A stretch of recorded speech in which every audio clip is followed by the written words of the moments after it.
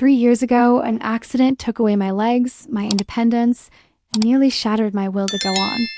Yet, in an unexpected turn of fate, it brought him into my life. First and foremost, I want to extend my deepest gratitude to my incredible subscribers. Your unwavering support is what allows me to craft stories that delve into the raw and complex parts of life. Life, after all, is complicated, full of twists and turns. The doctors, they often spoke of how fortunate I was. And in many ways, they were right. It was a strange kind of fortune that I survived the accident at all. The semi-truck that hit me had come so close to ending my life, but somehow it missed. My spine stayed intact. And more importantly, my son, Aiden, wasn't in the car with me that night. They called it fortune, but I found it hard to see it that way. How could I call it fortune when I could barely take more than a few steps without pain searing through me? Our home, once so large and empty during Aiden's school hours, now felt cramped. It had become a space that was constantly filled with his presence. He was always there, preparing meals, adjusting my pillows, helping me into the shower when I didn't have the strength to stand on my own. My son, my companion, I never imagined that at 16 I would become a mother, a role that would shape me in ways I couldn't have anticipated. But as time passed, Aiden grew. No longer the boy I once held in my arms. At 19, he had filled out, his broad shoulders and hands hardened by the work he'd taken on to support us. His voice had deepened, and those eyes of his, so much like his father's, would forever be a reminder of the man who left me the moment he found out I was pregnant. "Mother," Aiden called softly, his voice bringing me out of my thoughts. I looked up to see him standing in the doorway, holding a bowl of soup. "You skipped lunch," he said, his brow furrowing. "I wasn't hungry," I replied quietly, not meeting his gaze. He placed the bowl on my nightstand, still frowning. "Did your legs hurt today?" I stayed silent, knowing he already knew. The answer, he always knew. Without another word, Aiden sat down on the edge of my bed. Gently, he rolled up my sweatpants, his touch careful and deliberate. I held my breath as his fingers traced the lines of my scars twisted, jagged marks left behind by surgery. Aiden's hand lingered in the air for a moment before he asked, "May I?" I nodded a silent permission. His hands were cool as they pressed against my knee, working the tight muscles there. The pressure was precise at first, distant, but then his thumb brushed against a spot near my inner thigh. I stiffened slightly, a subtle movement I hoped he wouldn't notice. It wasn't pain. It was something else entirely, something far more unsettling. "You're tense," Aiden murmured, his voice low. I bit my lip, resisting the impulse to respond. His hands moved up, inching toward my leg's sensitive areas, but not quite crossing the line. The touch was gentle, deliberate, but something about it made my pulse quicken. It was nothing, just his warmth, just a son caring for his mother. I told myself. Still, it felt like more doubt as he continued. My body began to relax under his careful ministrations. The tightness I had grown so accustomed to eased away, but in the quiet of that moment, something shifted between us. Neither of us spoke as I let out a shaky breath. Aiden paused, as though he too was aware of the change in the air. For a single heartbeat, we both stayed still, unsure how to move forward. He cleared his throat softly, then gently tugged my pant leg back down. "Better?" he asked, his tone returning to normal. I nodded, the words sticking in my throat. "Better. Thank you." But there was something else unsaid in the air. He hesitated, looking like he wanted to say more, but instead, he picked up the soup bowl and left the room. I stared at the ceiling, replaying those moments when his touch had almost crossed a boundary I couldn't quite define.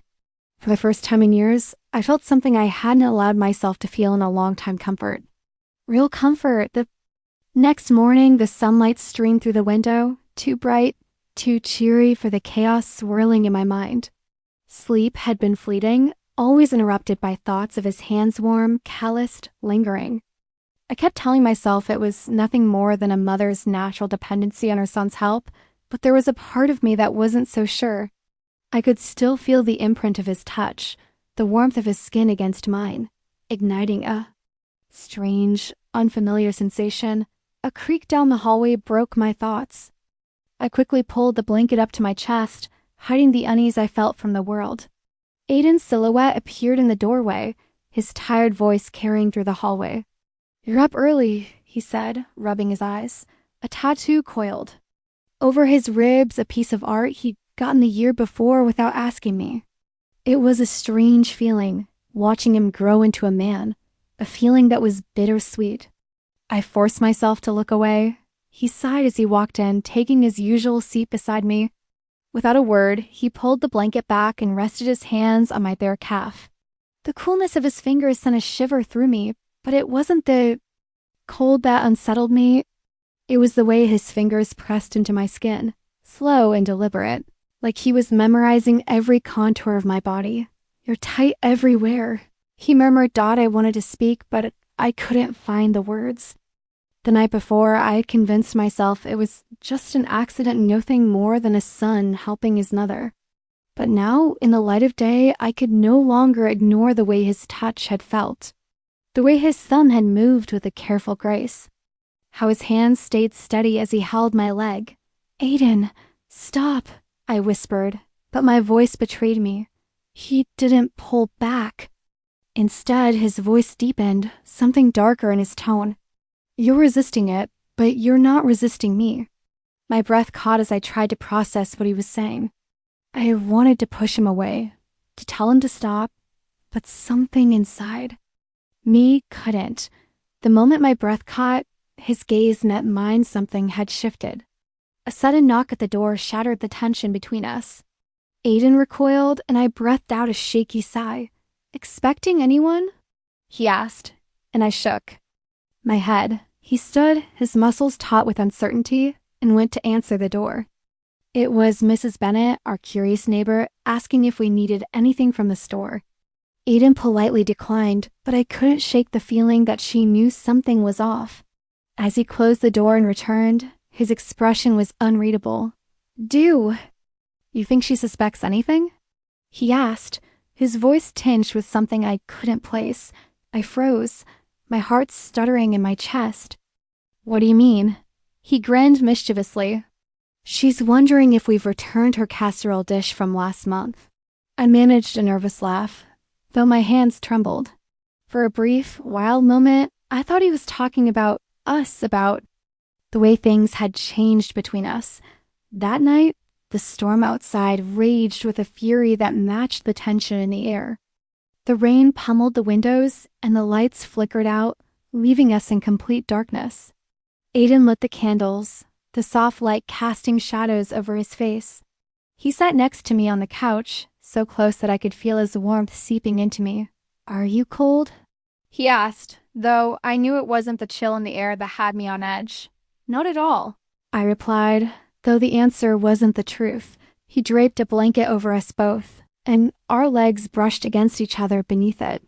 Neither of us made a move to pull away. The wind howled outside, but inside it was just the two of us. Then his hand brushed mine. At first, it was just an accident, but then his fingers entwined with mine. Firm and confident.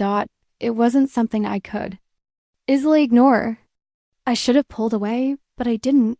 Under the dim candlelight, his eyes seemed darker, as though he was searching for something, answers, perhaps, or permission. When the power came back on, the room flooded with bright light, and we both recoiled as though the force of it had burned us, but the lingering heat between us remained. Yet, what of the current that flows between us that did not vanish? Just a single moment of raw vulnerability nearly broke use and transform us into something we were never meant to becometh. Blackout transformed everything in the 3 days that followed that fateful night on the couch. Aiden and I navigated our lives like two unfamiliar souls each step, taking with a cautious distance our spiel exercise caution. Starving his gaze lingered on my lips as I spoke. His hands hesitated a gentle touch. As he assisted me to my feet in a fleeting moment, I spun around too quickly and discovered him savoring the fragrance of my hair lingering where it had grazed his Shoulder were a spark waiting to ignite. Then came the explosion it transpired. On a Tuesday, Aiden had just returned home from work his body, carrying the scent of sweet mingled with the warmth of summer's embracey. Discarded his boots, the fabric of his white t-shirt clinging to his chest dampened by the sweat that had soaked. "Through air you all right?" He inquired, his gaze lingering on my rigid form slumped on the cushmerely aching. I conjured a smooth day stretched on endlessly. He approached and gently placed my legs across his lap, me breath hitched as is. Fingers pressed into my calf. "You put in too much effort," murmured proclaimed young man who single-handedly reconstructed our porch ramp when the insurance turned its back on us, man who lifted me up to the second floor each night ensuring I reached my bedroom safely. His thumb dug into a knot close to my knee, and I stifled a moan. His voice carried a rugged quality. "Allo. Me the privilege of looking after Yai. This was not care, this was desired." I noticed it in the way his jaw clenched as my skirt inched upward, sensed the quiver in his fingertips as they ascended with a deliberate grace as his hand brushed against my thigh. I seized his wrist with a firm grip. We stood still, his pulse throbbed beneath my fingertips. "Absolutely, please. Remind me to stay strong." A formidable challenge, a heartfelt appeal. I ought to have expressed ID. Ought to have pushed him aside, reached out to a therapist and acted as if this incident had never occurred yet. I refrained. I was unable to let go of his wrist. Overwhelmed by emotions, I struggled to contain it. Was a blaze of passion and the sharpness of desire, a culmination of 19 years of unquenched yearning. His hands clenched in my hair as he pulled me closer to him, more lips colored as if this was the sole method we understood for drawing in air. I leaned on his sturdy shoulders, grounding myself. "It is not possible," are already there, he grazed my lower lip with his teeth, a jolt of electricity coursing through me, igniting a fire deep within.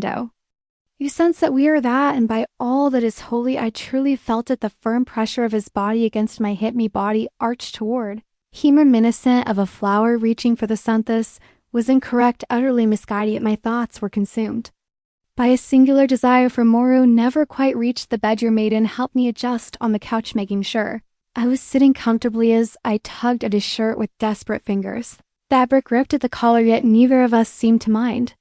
"Gaze upon me," he snarled. The moment I acted upon what I witnessed at it left me utterly broken. There was something deeper than mere fierce protectiveness gleamed in his eyes, anchoring me, pure and undeniable, of sort that shatters bones, toes that etch themselves into memory. In the stillness that followed us, we lay entwined. The weight of reality began to seep, and Aiden's fingers danced in languid circles upon my exposed shoulder. "You are right." Negative indeed. He was aware of my deception, just as I anticipated.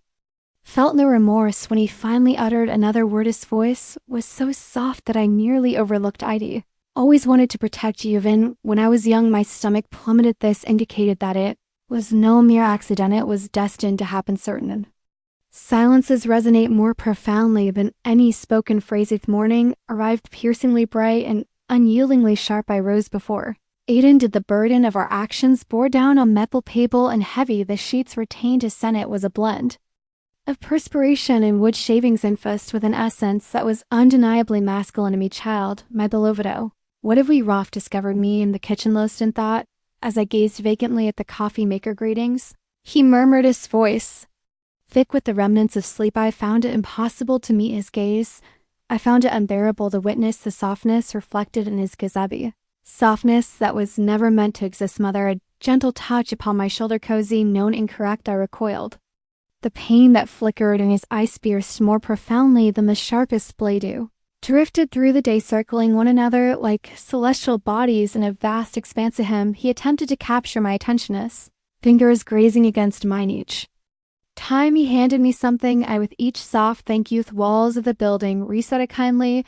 "Hand me the salt. If you would be so gracious, be dinner." The atmosphere was so charged it felt as if one could suffocate in it. It feels as though I am being subjected to punishment, finally declared, pushing his plate away. "I am safeguarding our well-being." From where? From this point onward, me voice cracked. The gaze of others would shift, laden with unspoken thoughts, if they were aware of our truth, from the shame that will consume us if we allow this to persist. This jaw clenched, I hold. No shamo shall be that evening. I Could hear him walking back and forth, and his chamber floorboards groaned beneath his steps. Every footfall reverberates softly against the fragile barriers. Then there was silence. The door clicked open with a soft, deliberate sound. Moonlight cascaded over the bed, illuminating him as he stood there bare chested. His chest heaved with rapid breaths. "I cannot feign," he uttered with a raspy voice. "Not alongside you." My determination shattered. For the same reason I found myself unable as well. Silence enveloped us as he made his way across the room. There was no necessity for thought to each caress, each fleeting gaze, each labored breath conveyed what words failed to express. This marked our downfall. We plunged in without hesitation. A year has passed.